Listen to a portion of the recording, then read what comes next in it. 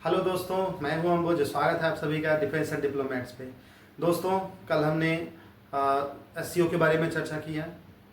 आज हम एससीओ से मिलते जुलते एक अन्य संगठन के बारे में चर्चा करेंगे जो इन दिनों सुर्खियों में है।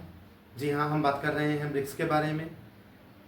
ब्रिक्स ब्रिक्स में कुछ सदस्य देश ऐसे हैं जो एससीओ के भी सदस्य हैं। सबसे पहले हम ये जानेंगे कि ब्रिक्स है क्या। दोस्तों, एक ब्रिटिश मूल के अर्थशास्त्री थे जिम ओन नील। उन्होंने 2001 में, यानी कि 21वीं शताब्दी की शुरुआत में ही ये देखा कि Brazil, Russia, India and China, इनकी इकोनॉमी जो है वो तेज़ी से ग्रोथ कर रही है, इनका स्ट्रेंथ बढ़ रहा है, इनकी जीडीपी बढ़ रही है। तो उन्होंने इनकी जीडीपी को और इनके इकोनॉमिक ग्रोथ को देखते हुए इसे एक मजबूत इकोनॉमिक ग्रोथ सिस्टम बताया था और ये कल्पना करी थी अगर ये सब मिल जाए तो एक ईंट की तरह मजबूत दीवार बना देंगे अर्थव्यवस्था का। और उनका यह भी विचार था कि 2050 तक ये देश विकसित देशों को पीछे छोड़ जाएंगे। तो दोस्तों, उनकी संकल्पना सही साबित हुई। 2050 तो बहुत दूर की बात है, अभी से ही ब्रिक्स के देश जो विकसित देश हैं उनको पीछे छोड़ गए हैं इकोनॉमिक दृष्टि से, मिलिट्री दृष्टि से भी, जियोपॉलिटिकल पॉइंट ऑफ व्यू से भी। तो ब्रिक्स में, जैसा इसका नाम है ना ब्रिक्स, पहले ये ब्रिक था जिसमें साउथ अफ्रीका शामिल नहीं था। 2009 तक ये ब्रिक ही था। तो 2010 में साउथ अफ्रीका शामिल हुआ, तब ये ब्रिक्स हो गया। अब ब्रिक्स जो है ये एक महत्वपूर्ण संगठन के रूप में देखा जाता है। वैश्विक राजनीति में इसकी बहुत महत्व है। G7 से इसे कम नहीं समझा जाता। अगर हम जीडीपी की बात करें तो ब्रिक्स की जो कुल सदस्य देशों की जो जीडीपी है वो G7 के कुल सदस्यों के जीडीपी से अधिक है। अगर हम मिलिट्री पावर की बात करें तो भी इसकी जो मिलिट्री पावर है उनके बराबर ही है या उनसे ज़्यादा ही होगी। दोस्तों, ब्रिक्स को लेकर के हम 3 विषयों पे आज चर्चा करेंगे। पहला कि इस समिट में जो 6-7 जुलाई को होने वाला है, इस बार यह समिट रियो डी जेनेरियो यानी कि ब्राज़ील के शहर में होगा, जिसमें हमारे प्रधानमंत्री भी पार्टिसिपेट करेंगे। और इसमें जो चर्चा का विषय है वो ये है कि रूस के राष्ट्रपति व्लादिमीर पुतिन और चाइना के राष्ट्रपति शी जिनपिंग दोनों ही इस समिट में पार्टिसिपेट नहीं करेंगे। क्यों नहीं करेंगे, अब आइए इस पर चर्चा करते हैं। देखिए, रूस के जो राष्ट्रपति हैं व्लादिमीर पुतिन, 2023 में यूक्रेन पर हमला करने के बाद 2023 में उनके ऊपर आईसीसी इंटरनेशनल क्रिमिनल कोर्ट ने अरेस्ट वारंट निकाल रखा है। ठीक है, तो जिस वजह से वो बहुत सारे देशों में यात्रा नहीं कर सकते। यानी उन देशों में जो देश आईसीसी के मेंबर हैं वहाँ पुतिन अगर सफ़र करेंगे, यात्रा करेंगे तो हो सकता है कि गिरफ्तारी हो जाए, इसलिए वो वहाँ पार्टिसिपेट नहीं करेंगे। लेकिन उनके विदेश मंत्री सर्गेई लावरोव वहाँ जा रहे हैं, पार्टिसिपेट करेंगे और ऑनलाइन माध्यम से पुतिन भी इस समिट में पार्टिसिपेट करेंगे, संबोधित करेंगे, ऐसा क्रेमलिन की तरफ से कहा गया है। और शी जिनपिंग क्यों नहीं जा रहे?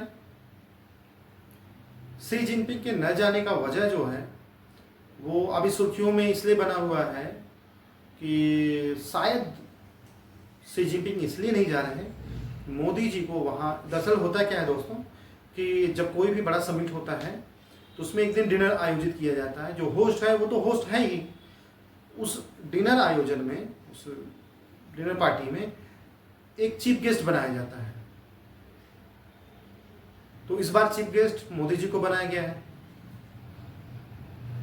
चीफ गेस्ट जाहिर सी बात है वो सेंटर में रहेगा, तो शी जिनपिंग को साइड में रहना पड़ेगा। साइड में रहेंगे शी जिनपिंग, इसलिए उनको अपना कद वहाँ छोटा दिखेगा। शायद इसलिए शी जिनपिंग जाने से मना कर रहे हैं। उनके स्थान पे उनके करीबी ही और चाइना के प्रधानमंत्री इस समिट में भाग लेंगे। ये तो रही रूस और चीन के भाग न लेने के वजह, यानी शी जिनपिंग क्यों नहीं जा रहे हैं और पुतिन क्यों नहीं जा रहे हैं। रूस और चीन तो पार्टिसिपेट कर ही रहे हैं। दोस्तों, तीसरा पक्ष है कि अमेरिका इस बारे में क्या सोचता है। तो एक बात क्लियर है कि अमेरिका ब्रिक्स को बिल्कुल भी पसंद नहीं करता। क्यों? क्योंकि इसमें रूस, चीन शामिल है, साथ में इंडिया भी है, ब्राज़ील भी है, साउथ अफ्रीका भी है। आप ध्यान देंगे कि भारत को अपने पाले में करने के लिए अमेरिका पिछले 20-25 वर्षों से लगातार प्रयास कर रहा है, लेकिन सारे प्रयास पे अपने कुछ एक डिसीजन की वजह से पानी फेर देता है। जब भी बात भारत पाकिस्तान की आती है तो अमेरिका पाकिस्तान के पक्ष में हो जाता है, तो बाकी के समय पे जो किया गया मेहनत है, जो डील है, जो संबंध है, वो सब नगौड़े हो जाते हैं। तो हमें ये ध्यान रखना होगा कि अमेरिका इस समिट को या इस संगठन को पसंद नहीं करता, इसलिए वो इस संगठन के सदस्य देशों पे अलग अलग तरीके से अलग अलग प्रेशर बनाते रहता है। जैसे अब पिछले समिट में देखें जो रूस में हुआ था, उसमें दो डिसीजन बड़ा महत्वपूर्ण थे। पहला कि किसी ने भी यूक्रेन पर रूस के किए गए हमले का वो नहीं किया, कंडेम नहीं किया, हमले को कंडेम्ड नहीं किया, ठीक है, उसका क्रिटिसाइज नहीं किया। दूसरा, एक नए करेंसी की चर्चा हुई, एक नए पेमेंट सिस्टम की चर्चा हुई। अगर नया करेंसी आता है, नया पेमेंट सिस्टम बनता है, तो ये अमेरिका के प्रभुत्व को चुनौती है सीधे सीधे, क्योंकि अभी डॉलर पे व्यापार निर्भर है, यानी व्यापार जो है, वैश्विक व्यापार, वो डॉलर के माध्यम से होता है।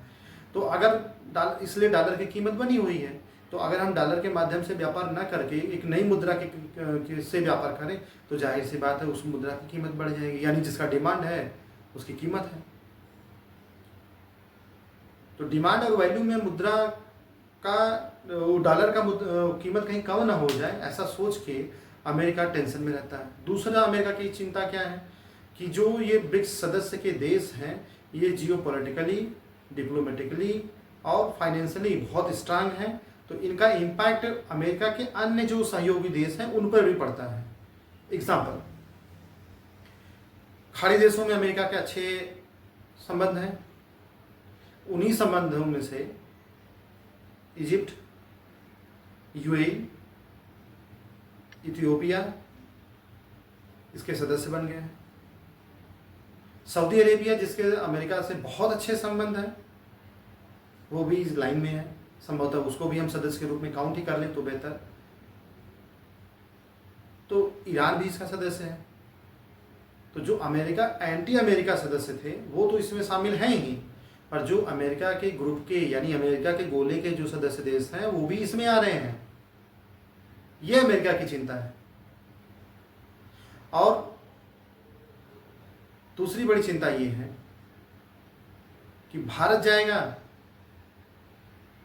तो भारत के साथ ही साउथ एशिया में अमेरिका के प्रभाव पर असर पड़ेगा। साउथ अफ्रीका से अमेरिका के संबंध इस समय बिल्कुल अच्छे नहीं हैं। डोनाल्ड ट्रंप ने वहाँ के राष्ट्रपति को इंसल्ट किया, उनका वहाँ के राजदूत को बाहर निकाल दिया, साउथ अफ्रीका के इंटरनल मामलों में हस्तक्षेप किया। आप देखेंगे कि ट्रंप इस बार जब से सत्ता में आए हैं, तब से ब्रिक्स देशों के साथ उनके संबंध अच्छे बिल्कुल नहीं हैं। ब्रिक्स देशों में जो अभी नए पार्टिसिपेट हुए हैं, हम उनकी चर्चा नहीं कर रहे हैं, जो उसके मूल सदस्य हैं उनकी चर्चा कर रहे हैं।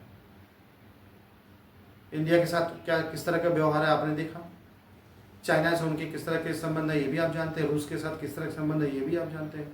साउथ अफ्रीका से थोड़ा बहुत सही थे, वो भी बिगाड़ लिए। तो अब हम ये देखें कि भारत के संदर्भ में ब्रिक्स का क्या महत्व है। दोस्तों, भारत एक विकासशील देश है। इसे और अधिक विकास करने के लिए और अधिक व्यापार की जरूरत है, और अधिक निवेश की जरूरत है, और अधिक सहयोग की जरूरत है, कोऑपरेशन की जरूरत है। इसलिए भारत दुनिया के सारे इकोनॉमिक, सोशल, पॉलिटिकल ऑर्गेनाइजेशन का मेंबर बनना चाहता है, और बन भी रहा है, और बनने के बाद उसका लाभ उठाने का प्रयास कर रहा है। अब अगर हम देखें तो ब्रिक्स की जीडीपी जो है G7 की जीडीपी से अधिक है। तो भारत का इन देशों में सीधा व्यापार, उन देशों के साथ अच्छे संबंध, उन देशों के साथ वो देश भारत में इन्वेस्ट करेंगे, भारत वहाँ इन्वेस्ट करेगा, जिससे हमारे ग्रोथ के नए मार्ग खुलेंगे, नई नीतियाँ हम बनाएंगे, उनके साथ नए संबंध जोड़ेंगे। अब तो एक कई माध्यम हो गए ना विकास के। पहले तो हम सिर्फ गुड्स के ट्रेड करते थे, अब भारत हथियारों के व्यापार में भी आगे आ रहा है। तो इसमें आप देखेंगे UAE, Saudi Arabia, Ethiopia, Egypt, ये सब ऐसे देश हैं ना जिनके पास पैसे बहुत हैं पर हथियार नहीं है। इनके पास इनकम के सोर्स खूब हैं लेकिन सिक्योरिटी का बहुत विशेष व्यवस्था नहीं है। तो अगर सऊदी अरेबिया, यूएई और इजिप्ट ये सब ब्रिक्स के मेंबर होंगे तो आप ध्यान देंगे तो यूएई, सऊदी अरेबिया, इन सब की सिक्योरिटी का ठेका कौन ले रखा है? अमेरिका। तो अगर यहाँ भारत अपने हथियार बेचे, इनसे नज़दीकियाँ बढ़ाए तो भारत के पक्ष में है। दूसरा, रूस से हमारे पुराने संबंध हैं तो इससे ये संबंधों में नवाचार होते रहता है। तीसरा पक्ष देखें तो हमारे पड़ोसी हैं पाकिस्तान और चाइना। चाइना ब्रिक्स का मेंबर है। अगर इंडिया ब्रिक्स का मेंबर नहीं होता तो इंडिया की जगह पे कौन होता? पाकिस्तान होता, और वो अपने झूठ का प्रोपेगेंडा यहाँ फैला रहा होता और हमें वैश्विक लेवल पे नुकसान पहुँचाने का प्रयास कर रहा होता। इसलिए ब्रिक्स का भारत के लिए बहुत महत्वपूर्ण योगदान है, बहुत ब्रिक्स महत्व रखता है और ये अच्छी बात है कि हम इसके सदस्य हैं। ये हमारी खुशकिस्मती है। हालांकि पाकिस्तान इसका सदस्य बनने का बहुत प्रयास कर रहा है लेकिन भारत के प्रभाव से वो इस संगठन का सदस्य अभी तक नहीं बन पाया है। दोस्तों, अभी ये समिट संपन्न नहीं हुई है, ये होने वाली है। जब ये समिट संपन्न हो जाएगी तो क्या डिसीजन लिए गए, क्या उसका वैश्विक प्रभाव होगा, अमेरिका का उस पर क्या रिएक्शन रहा है, इस बार के समिट पे क्या होने वाला है, या यूरोपीय देश इस बार इस पर क्या कहेंगे, सारी बातों का जिक्र हम समिट हो जाने के बाद फिर से करेंगे। अगर आपको मेरा चैनल पसंद आता है तो लाइक करें, सब्सक्राइब करें। तब तक के लिए गुड बाय।